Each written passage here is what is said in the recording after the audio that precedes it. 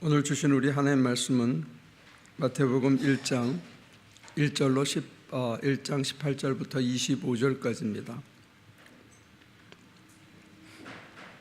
함께 읽습니다. 예수 그리스도의 태어나심은 이러하다. 그의 어머니 마리아가 요셉과 약혼하고 나서 같이 살기 전에 마리아가 성령으로 잉태한 사실이 드러났다.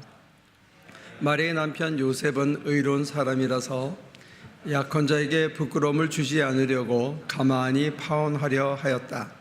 요셉이 이렇게 생각하고 있는데 주님의 천사가 꿈에 그에게 나타나서 말하였다. 다윗의 자손 요셉아, 두려워하지 말고 마리아를 내 아내로 맞아들여라. 그 태중에 있는 아기는 성령으로 말미암은 것이다. 마리아가 아들을 낳을 것이니 너는 그 이름을 예수라고 하여라. 그가 자기 백성을 그들의 죄에서 구원하실 것이다. 이 모든 일이 일어난 것은 주님께서 예언자를 시켜서 이르시기를 보아라, 동정녀가 잉태하여 아들을 낳을 것이니 그의 이름을 임마누엘이라고 할 것이다 하신 말씀을 이루려고 하신 것이다. 임마누엘은 번역하면 하나님이 우리와 함께 계시다는 뜻이다. 요셉은 잠에서 깨어 일어나서 주님의 천사가 말한 대로 마리아를 아내로 맞아들였다. 그러나 아들을 낳을 때까지는 아내와 잠자리를 같이 하지 않았다. 아들이 태어나니 요셉은 그 이름을 예수라고 하였다. 이 프로젝트 좀 꺼줄래요? 이것도.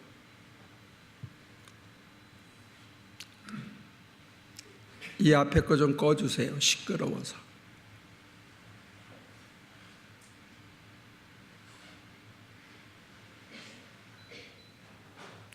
감사합니다. 지난주에 족보에 관한 얘기를 했습니다. 마태복음에는, 마가복음에는 없는 족보 이야기가 나오고 예수의 탄생 이야기가 나옵니다. 물론 누가복음에도 족보 이야기가 있고 탄생 이야기가 있습니다. 그런데 두 개의 관점이 전혀 다릅니다. 그래서 누가복음에는 마리아를 중심으로 나오고 족보도 마리아의 족보를 따라서 내려옵니다. 그거에 반해서 마태복음은 유대인들을 위해서 또는 장차 믿게 될 주이시 크리스천들을 위해서 쓰여졌다. 이게 정설인데, 그런 맥락에서 보면 마태복음의 인트로덕션에 해당하는 제1장에는 족보가 아버지 계열을 통해서 쭉 남자 계열을 통해서 내려오고, 두 번째 탄생에 관한 얘기도 소위 말하는 수태고지라고 그러는데, 아이를 낳을 거다, 이 아이가 성령으로 말미암아 비롯됐다 하는 그 모든 이야기가 사실은 마리아에게 전달되는 게 아니라 요셉에게 천사가 나타나서 전해지고 있습니다. 그러니까 남성 중심의 사회상을 반영하고 있는데, 그런 맥락에서 보면 마태복음 제1장은 족보도 요셉의 계열로 내려오는 족보, 그 다음에 아이가 날 거다 하는 그 통지도 천사가 요셉에게 해주고 있어요.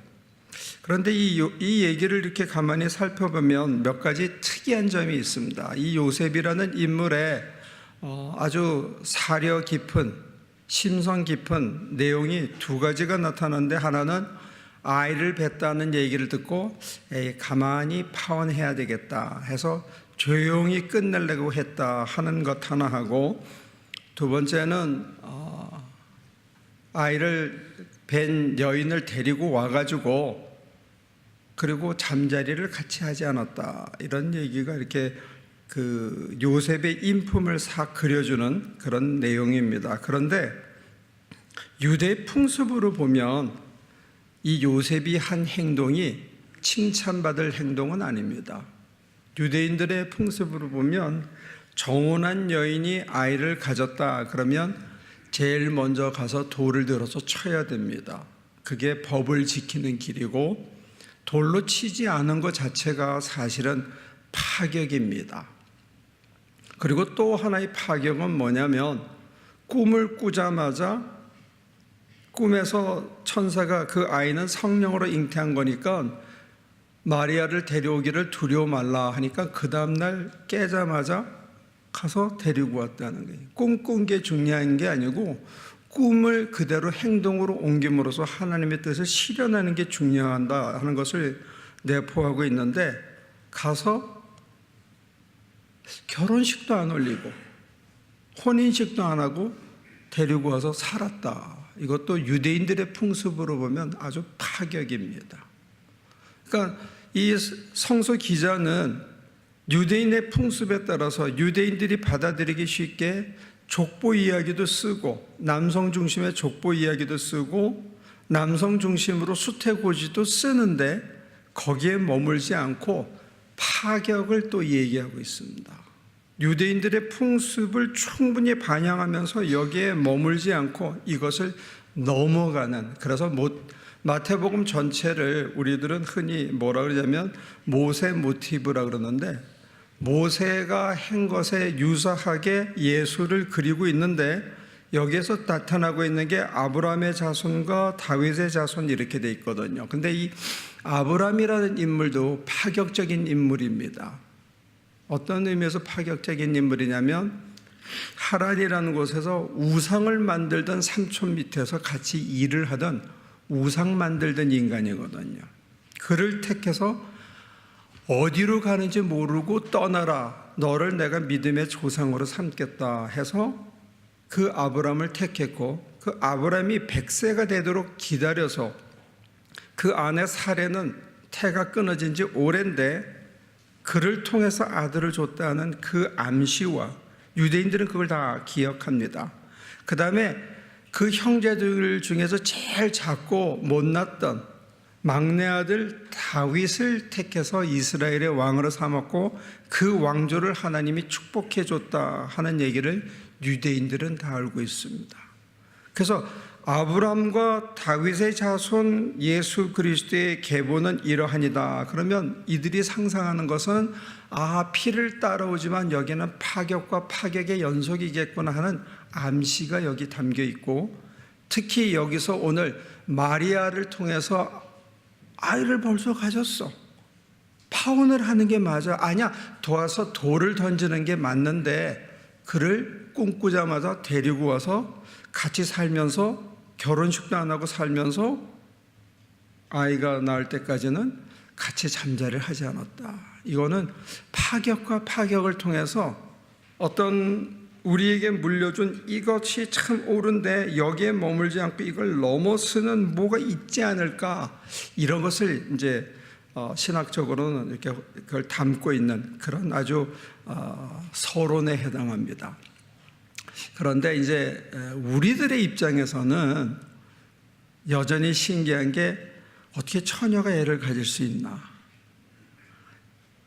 여기서 영어로는 Virgin Mary라고 되어 있으니까 어떻게 애를 가졌지? 이 미혼모를 어떻게 요셉이 그거 전혀 깨름칙하지 않았을까? 꿈꿨다고 천사가 시켰다고 가서 데리고 왔을까? 야, 그거 참 그게 되나? 그리고 조금 더 들어가 보면 이 사람들 나이가 한 15살, 13세에서 17살 사이에 혼인을 하거든요. 그러면 아무리 잘 봐도 15, 17이면 뭘 안다고. 하나님도 해도 너무하지. 좀 더 성숙하고 뭘 좀 사회적으로 갖추고 또 공부도 충분히 하고 또 재물도 좀 넉넉히 있고 또 귀족 가문에서 이렇게 나오면 하나님의 아들이 좀 더 본때 있게 나올 텐데, 이거는 미혼모에다가 결혼식도 제대로 안 하고 데리고 살아야 되고 또 애 낳을 때까지는 같이 잠자리도 안 했고, 그리고는 애굽으로 도망가서 남의 땅에 가 살면서 아주 근근히 사는 열악한 환경에서 애는 주렁주렁 낳고 제대로 땅 한바닥 손바닥만한 땅도 없이 어렵게 사는 그걸 통해서 어떻게 하나님의 아들이 왔나? 우리 눈에는 수많은 의문투성입니다. 하나님의 방식이 뭐 이렇게 구질구질한가? 힘없는 아기를 통해서 하나님이 오셨고 그 하나님의 아들을 통해서 하나님 나라가 넓혀졌다. 근데 그 부모를 보면 이게 흠 많고 문제 많고 게다가 손바닥만한 비빌만한 땅맞이기 하나 없는 그런 배경에서 어떻게 하나님은 당신의 아들을 보내고 당신의 뜻을 펼쳐나가는가? 이게 소위 말하는 powerlessness of God, 하나님의 무력함을 통한 하나님의 능력 펼치심입니다. 하나님은 지극히 힘이 없으신 거예요. 어린아이 하나 가지고 하나님의 나라를 시작하시는 거예요. 그리고 그 어린아이의 후견인이 되어야 될 부모는 하나같이 문제가 많고 땅을 잃어버리고 고향을 등지고 어렵게 살아가야 되는 그 부모, 정말로 인간적으로는 아무것도 해줄 것이 없는 그 아들을 통해서, 그 어린아이를 통해서 이제 하나님의 나라가 넓혀지고 있다 하는 것을 이 마태복음의 서론은 얘기해 주고 있습니다. 여러분들은 금수저를 좀 불고 태어나셨습니까? 그리고 우리는 흔히 그러잖아요. 하나님, 제 형편이 이런데 내가 누굴 돕습니까? 내가 지금 당장 죽겠는데 하나님 나라가 있다면 어찌 이럴 수가 있습니까? 이런 원망과 아쉬움과 핑계가 우리는 늘 있는데 하나님의 방식은, 적어도 마태복음이 기록하고 있는 하나님의 방식은 그렇게 화려하고 우리가 생각하듯이 능력이 다 갖춰주고 여건이 받쳐주고 모든 스펙이 다 뒤따라야만 뭔가 이루어지는 그런 게 아니라는 것을 파격적으로 얘기해 주고 있습니다. 전통을 따르는데 상식을 파괴하는 하나님의 방식, 이게 여기에 드러나고 있어요. 그래서 제가 저희 어머니 얘기를 가끔 했는데 이번에 그 장례를 치르면서 조문객을 아무도 안 받았어요. 저희 형제들끼리만 모였습니다. 조카들은 왔죠. 와가지고 했는데 모두 깔깔거리고 신나게 웃다가 왔습니다. 야, 뭐 여기 있냐, 밥 먹으러 가자 해가지고 가서 고기 구워서 시컷 저녁에 먹고, 그 다음날 아침에 조카들이 아이들을 데리고 왔을 때 그 같이 예배를 드리면서 제가 그런 얘기를 전했습니다. 그 전날 밤에 이제 삼형제가 같이 잤거든요. 근데 저는 시차가 있어서 잠이 안 오더라고요. 그래서 가서 목욕을 좀 하고 오고 가는 길에 묵상을 하는데 제 마음에 그런 걸 심어 주셨어요. 그래서 제가 그걸 나누는데 어머니가 무려 10년이나 한 침대 그 이상 누님이 운영하는 양로병원에 누워 계셨거든요.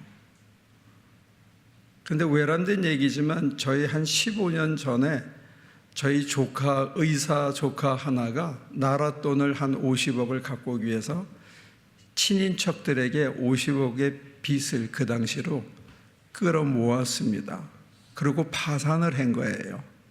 그리고 저희 아버님이 돌아가시고 어머니가 조금 있다가 병원에 누워 계셨거든요. 그때부터 양로병원에 계셨는데 저희 조카 중에 한 녀석은 아직도 약사인데 그 월급을 지금도 차압이 당해서 아직도 갚아나가고 있어요.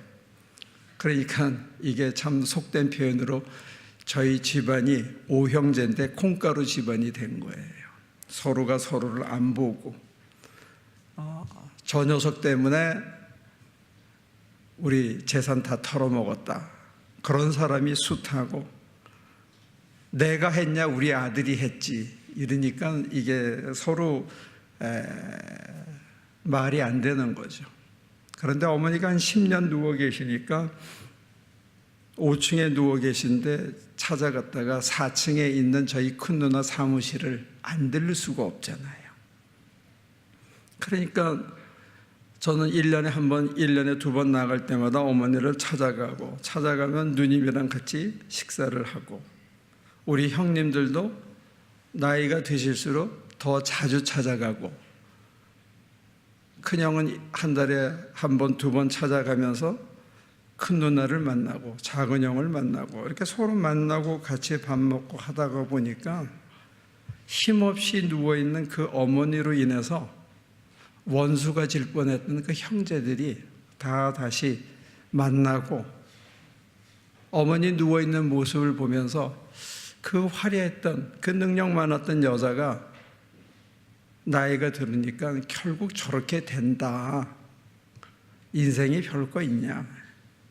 우리 형제들 마음속에 그런 메시지를 다 나눠준 게 아닌가, 그런 생각이 들어요. 사는 게 별게 아닌데 돈 때문에, 서로 말 한마디 때문에, 서로 미안하다 소리 한마디 못한 것 때문에 이렇게까지 등지고 안 보고 남 보듯이 하고 살 이유가 있냐 하면서, 우리 사이에 어떤 진정한 용서는 아니라 하더라도 에이, 사는 게 다 거기서 거긴데 뭐 이렇게까지 해야 하냐 하는 그런 어떤 서로를 용납하는, 웬만큼 피키하게 굴어가지고는 그래 됐다마, 경상도 말로는 그렇게 얘기한다. 아 됐다마, 그렇게 서로 용납하는 그 모타리를 누워서 아무것도 할 수 없는 정말 무기력한 저희 어머니가 우리 형제들로 하여금 인간이란 무엇인지, 인생의 끝이 뭔지를 알게 하시고 우리를 이렇게 화해하게 했다 하는 어떤 반딩을 저는 본 게 아닌가 싶어요. 근데 제가 그 얘기를 나눴을 때 우리 형님들이 아멘 하더라고요.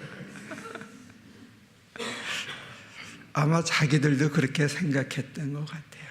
여러분들한테는 공감이 될지 몰라도 적어도 저희 형제들한테는, 그래 우리가 이렇게 서로 반목하고 지낼 이유도 없고, 우리 사이에 이렇게 서로 지금까지 깔깔거리고, 어머니가 돌아가셨는데 고기 구워서 시컷 먹고 서로 이렇게 짐 들어주고 내가 할게 이렇게 할 수 있는 이 분위기는 우리 어머니가 우리에게 준 선물이 아닌가, 그런 고백을 우리 형제들은 했습니다. 그리고 아무도 못 오게 하고 우리 형제들이 직접 그 선산에 눈이 많이 내리는 그 고향 땅에 이제 아버님 옆에 같이 묻히는데 이미 누가 땅을 파놨더라고요. 제가 목사로서 장례를 많이 집도했지만 어떤 형제들도 그냥 한사퍼설이 던지고 나머지는 다 다른 사람들이 마무리를 하잖아요. 근데 이번에 저희 형제들은 우리가 다 마무리를 하고 여러분들에게 보낸 사진처럼 그렇게 봉분을 다 마무리를 하고 올 수 있는 그런 축복도 누렸던 것 같아요. 그러니까 인생을 어떤 각도에서 보느냐에 따라서 정말로 미혼모의 원치 않은 아이로서 태어났다 이렇게도 볼 수 있고, 정말로 자기의 모든 것을 빼앗기고 이 집으로 달아났다가 이집트에서 다시 돌아와서는 땅 한마디가 없는 삶을 살다가 정말 어렵게 살다가 나무에 매달려 죽었다 이렇게도 볼 수 있지요. 또 거꾸로 보면 그 족보에 그 수많은 피와 수많은 이방 여인들과 가늠한 여인들의 그 불륜의 피가 흐르는 그걸 꿰뚫고 그리스도가 새로운 민족, 새로운 이스라엘을 시작한 첫 걸음이었다 이렇게도 볼 수 있습니다. 마찬가지로 지금 요셉처럼 정말로 억울하고 가슴에 이 돌덩어리가 하나 뭉친 것처럼 아내를 맞아다가 그 아이를 평생 저건 내 새끼 아닌데 이러고 살 수도 있지요. 한평생을. 대신 또 다른 각도에서는 그래 내 혈은 내 살은 들어가지 않았지 모르지만 전 하나님이 점지한 진짜 내 아들이고 나한테 이런 영광을 준 거에 대해서 내 새끼를 키울 수 있는 영광을 준 거에 대해서 가슴 깊이 감사하며 살 수 있는 것도 또 하나의 가능성입니다. 우리에게 뭐가 던져지든지 간에 소위 사람들이 좋아하는 팩트는 하나입니다. 근데 그 팩트를 어떻게 내가 수용하느냐? 팩트는 여전히 우리 형제들이 조카가 지은 빚 때문에 아직도 고생하는 사람들이 여럿 있는 게 팩트예요.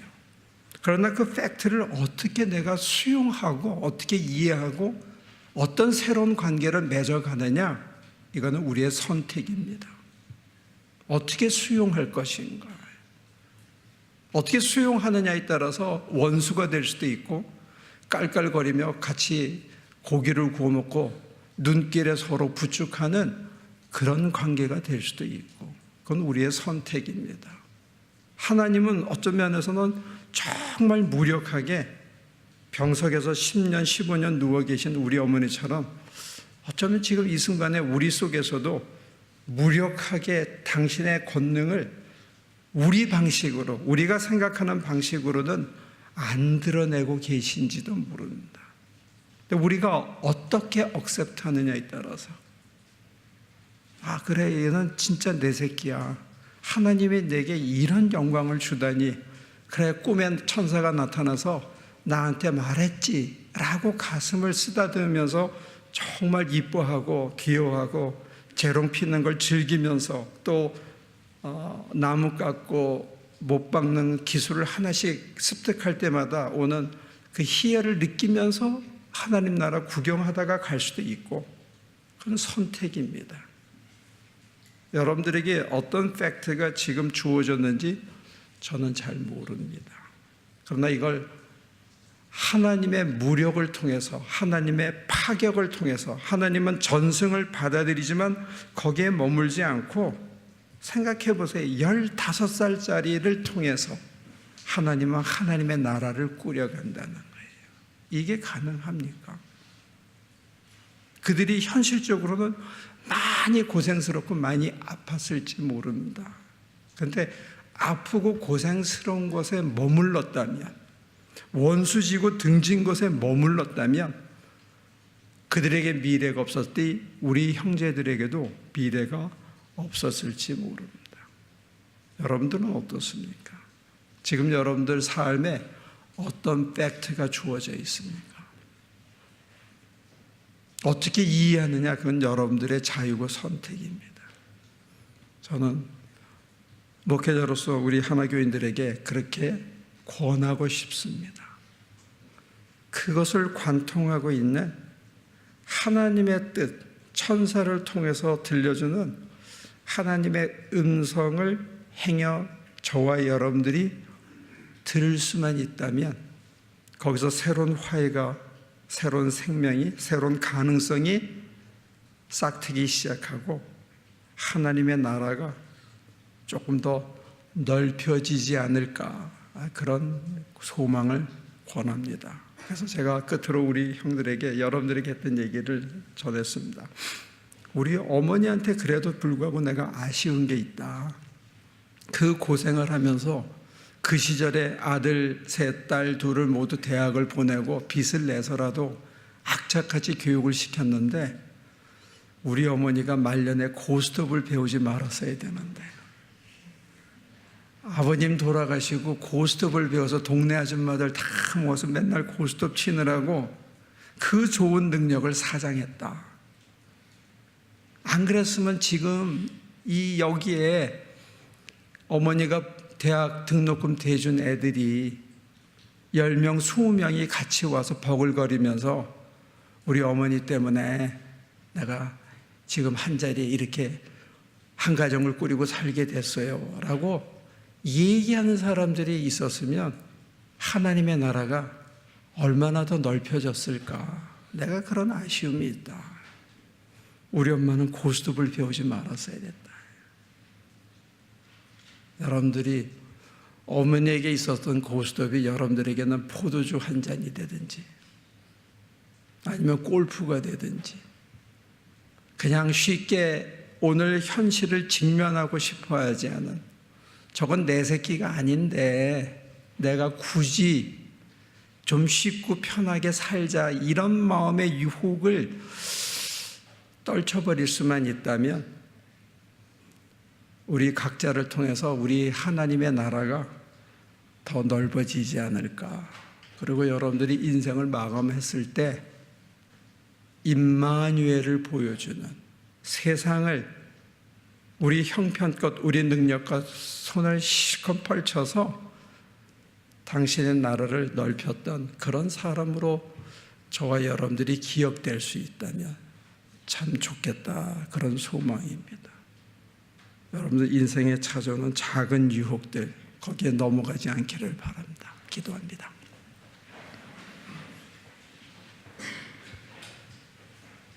하나님, 우리 하나하나는 참 무력하고 우리를 둘러싸고 있는 환경들은 참 열악합니다. 그러나 언제나 상식을 뛰어넘는 하나님, 사람들은 할 수 없다고 생각하고 사람들은 우상을 섬기는 나쁜 인간이라고 생각하고 사람들은 저거는 13 중에 막내 아들의 정말 힘없는 철딱선이라고 손가락질할 때 하나님은 그들을 택하셨습니다. 마리아가 아이를 가졌다는 소문을 들었을 때 가만히 끊고 자있던 요셉이었지만 당신이 선택해서 아들을 주었고 잘 키워서 진정 하나님의 아들로 이 땅에서 공생애를 마칠 수 있게 요셉이 거들었습니다.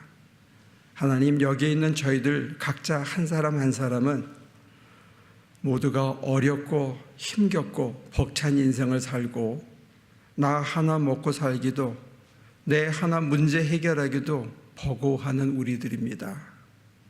남들에게 내세울 것 하나도 없는, 또 하나도 자랑스럽게 우리가 잘났다고 얘기할 수 없는 그런 자그마한 교회입니다. 그러나 사람의 형편을 보지 않고 중심을 보시는 하나님, 우리는 부족하나 당신의 뜻이 우리 각자를 통해서, 모아진 우리를 통해서 이제부터라도 이루어지기를 감히 구합니다. 그래서 우리를 통해서 평화가 넓혀지고 우리를 통해서 쓰러져 있던 사람들이 다시 일어나는 그런 기적도 있게 하여 주옵소서. 사람의 무력과 하나님의 무력이 합쳐져서 기적이 일어날 줄로 믿습니다. 우리 힘이 아니라 이제부터는 당신의 오른 장중에 붙들려서 살아가는 삶이 되게 하시고, 내 하나에 머물지 않고 나 하나의 욕심에 머물지 않고 나 하나의 편안함에 머물지 않는 인생을 사는 저희들이 되게 도와주시옵소서. 예수님의 이름으로 기도합니다.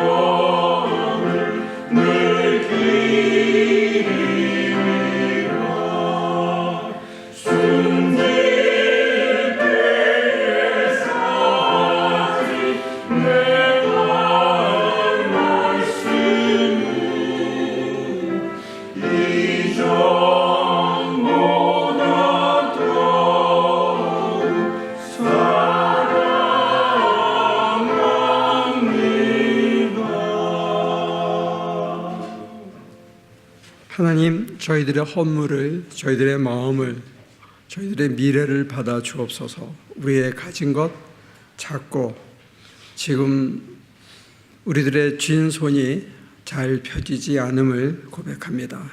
그러나 가슴을 펴고 손을 펴고 마음을 열어서 우리 형제 자매들을 향한 사랑과 나눔과 베품을 더 넓혀갈 수 있게 주님 도와주옵소서. 우리에게 허락하신 일부를 다시 드립니다. 우리의 마음의 전부를, 우리의 남은 인생의 전부를 함께 드릴 수 있도록 도와주시고, 그것을 통해서 평화가, 위로와 화해가 서로 감싸주고 돌봐주는 넉넉함이 이 땅에서 더 넓혀질 수 있도록 도와주옵소서. 감사하며 예수님의 이름으로 기도합니다.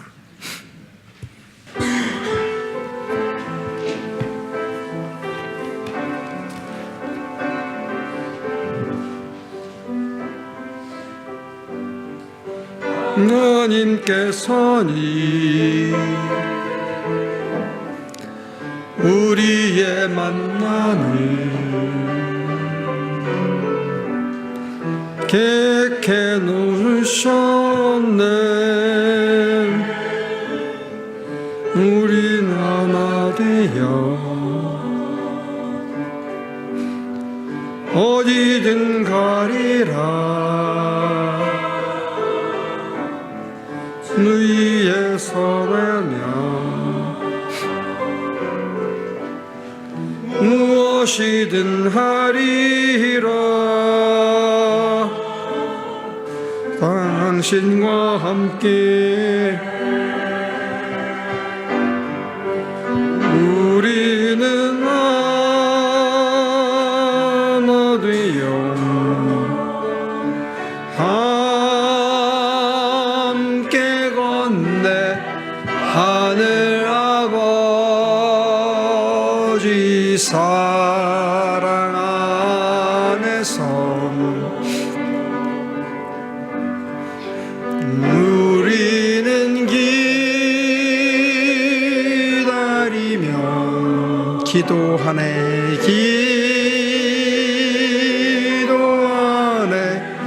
우리의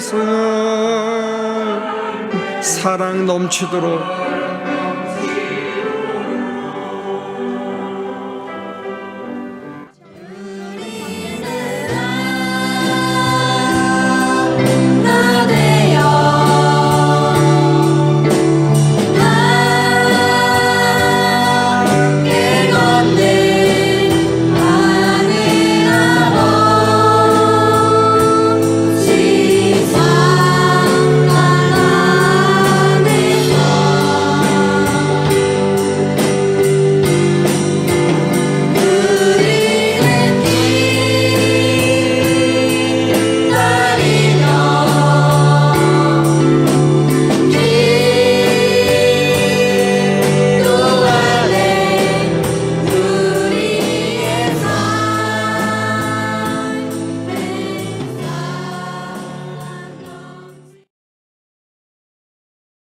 주 예수 그리스도의 은혜와 아버지 하나님의 크신 사랑과 성령의 힘주심이 때로는 환난이, 때로는 시련이, 때로는 빈손이 우리를 가로막아도 약자를 통해서, 없는 자를 통해서, 넘어진 자를 통해서 하나님의 나라를 넓혀가는 하나님의 신비 앞에 우리의 가슴이 이제보다 더 넉넉해지고 더 넓혀지고 더 베푸는 삶을 살 수 있도록 늘 도와주시기를 예수 그리스도 이름으로 축원하옵나이다.